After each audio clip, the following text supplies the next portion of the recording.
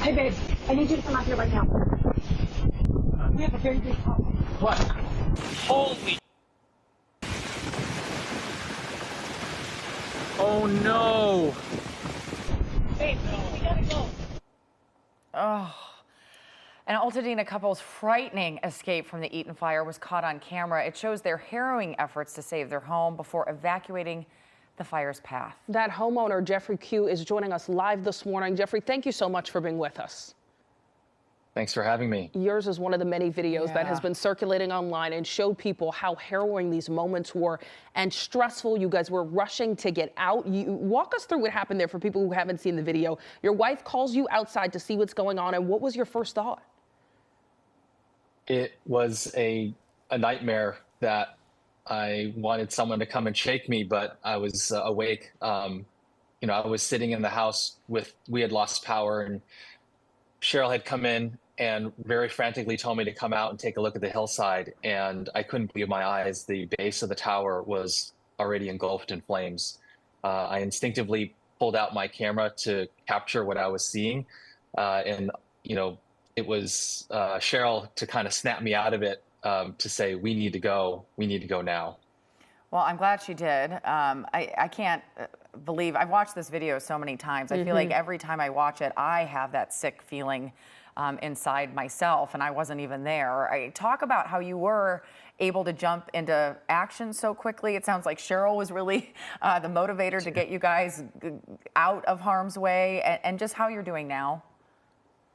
Yeah, I mean, I credit her sort of critical thinking and being able to be so calm during that time and level-headed. She went into taskmaster mode, and we just sort of talked about all the things we needed to pack up and get out the door. Every moment I had packing up the car, I was able to check on the fire, and it just became more and more horrific every single time. How we're doing now is where our dogs are safe, we're safe, we were able to get out in time. We're in a hotel. Majority of the folks here at the hotel are evacuees. The tremendous amount of support that we're getting amongst each other has been just amazing.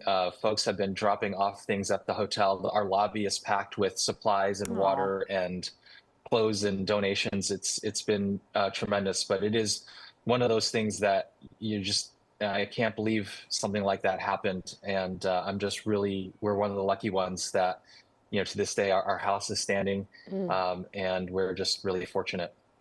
We're so glad that you made it out, that your house is doing okay. But I understand that that long process you got ahead, living in a hotel, is still very, very difficult.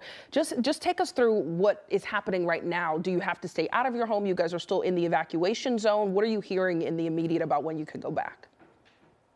Yeah, we've been watching, the updates every day at 4 o'clock. Those updates have been really valuable, but unfortunately, there is no timeline to return.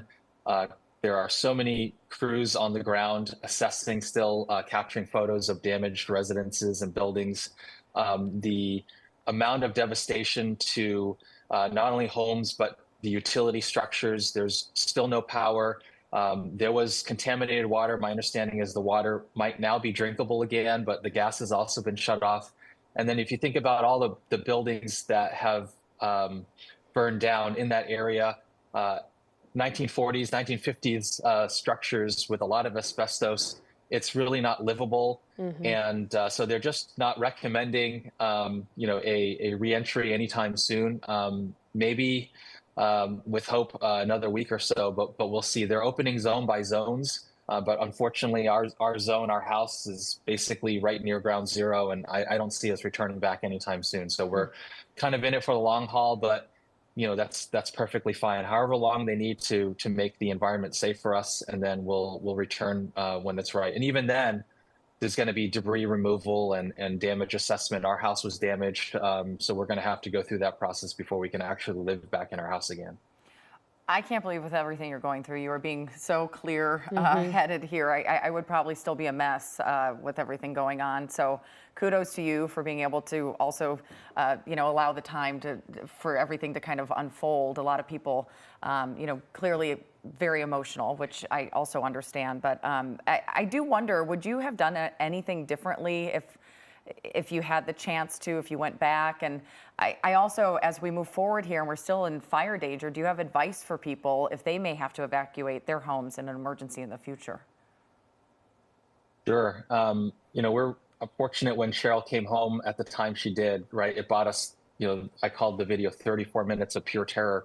Had that 34 minutes been only 5 minutes, you know, things would have been very different. You know, looking back, I would highly recommend for folks, if you haven't, be prepared, pack that go bag.